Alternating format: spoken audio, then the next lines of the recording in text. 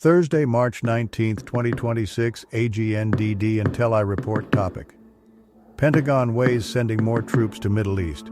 Please pardon any visual and informational inaccuracies in this partially AI-generated article-based video. Pentagon weighs sending more troops to Middle East. The discussions, while evolving, would mark a drastic new step in the Iran war. By Paul McCleary, Politico.com, 19th, 2026, 2:41 p.m. EDT. The Pentagon is considering sending more troops to the Middle East, a move that threatens to escalate the Iran war and violate President Donald Trump's promise not to engage American service members in long-term conflicts abroad.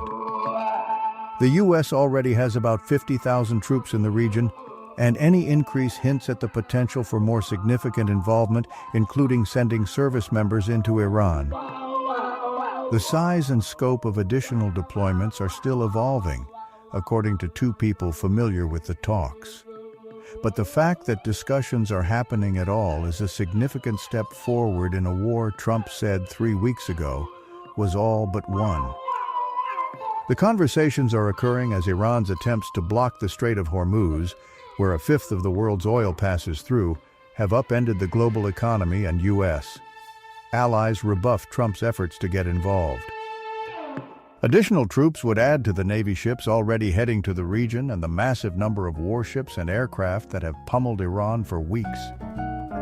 Trump on Thursday told reporters that he's not putting troops anywhere, and that if he were, I certainly wouldn't tell you, but I'm not putting troops. But the U.S.-Israel war shows no signs of abating. Iran continues with its counterattacks and has managed to largely shut down traffic on the strait. Defense Secretary Pete Hegseth told reporters Thursday that the day would bring the largest strike package yet, just like yesterday was, but gave no indication when the fighting would end. He also confirmed the Pentagon was weighing a $200 billion supplemental request to cover the costs of military action in Iran. The 3 Navy ships, packed with 2,200 Marines, will arrive in the region as soon as next week from the Pacific, according to a defense official who, like others interviewed, was granted anonymity to discuss internal planning. This could give the White House the ability to push troops into one of several islands in the Persian Gulf to help protect commercial shipping in the narrow Strait of Hormuz. The Marines could also be part of an operation to take Karg Island, which is Iran's main point for shipping oil and located further north. The U.S. hit 90 military targets on the island last week while leaving the oil infrastructure alone. "We can knock out their oil in Karg Island," Trump said afterward. "The only thing we didn't take down was the oil, because if we knock out, I call them the pipes, very complex, but if you do that, it will take them forever to rebuild." Reuters first reported the potential for more troops. The White House referred questions to Trump's previous comments about sending troops. The Defense Department did not respond to a request for comment. The velocity, though, may be part of the point. The increasing strikes and troops presents a significant messaging opportunity, highlighting our commitment to the mission and presenting the Iranian regime with more situations with which they may have to contend, said retired General Joseph Votel, the head of U.S. Central Command under the first Trump administration.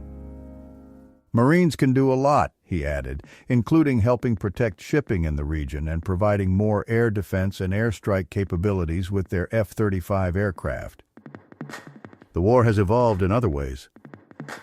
What began with aircraft and ships launching missiles from hundreds of miles away has turned into a closer fight. Joint Chiefs Chair General Dan Kane said Thursday that Army Apache attack helicopters have joined the fight on the southern flank, although he didn't specify where, and are striking against Iranian-aligned militia groups in Iraq. Some U.S. allies in the region are also using the Apaches to shoot down Iranian drones, much like Ukrainian helicopters have done with Russian drones. Army high-mobility artillery rocket systems based in the region have also fired precision missiles into Iran, a second defense official said. This includes precision strike missiles used for the first time in combat to hit both ground-based targets and Iranian ships in port. Gregory Svirnovsky contributed to this report. Filed under White House, Military, Department of Defense, Pentagon, Iran, U.S.-Iran attacks. Thank you for watching this AGNDD intelliReport, dear viewers. Please like, subscribe, and click the bell button to get notified during new uploads. And make sure to tune in next time. Stay safe and healthy. Cheers!